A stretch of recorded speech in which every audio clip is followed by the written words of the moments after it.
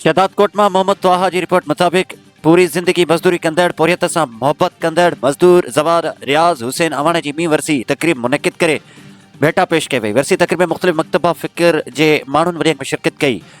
मज़दूर रियाज़ हुसैन अवाण ॿी वरसी तकरीब मज़दूर शादी हाल में मल्हाई भेटा पेश कई वई, जंहिंखे शहरी ताद जे सदर comrade Wahab पंदुरानी, दानिश्वर Mansoor जरवार, press club जे सदर गनी मुजाहिद ॾेथो, SCP अॻवान हमल ख़ान खुश्क, अयाज़ अतर भंगी मुजाहिद अवाणे में शिरकत कई। ख़िताब कंदे चयो त शहर जे नाले वारी शख़्सियत सरदार तारिक अमीन ख़ान ख्वावण ऐं पाकिस्तान पीपल्स पार्टी सिंध काउंसिल जे मेंबर भाउनदास जी शिरकत ते खेनि भलीकार कयूं था। वरसी तकरीब के सिंध जे मशहूर मनक़िबत ख़ान ज़वार मुज़म्मिल अब्बास शेख ऐं मौलाना तारिक आरिफ हुसैन जतोई वरसी जे मजलिस खे ख़िताब कयो।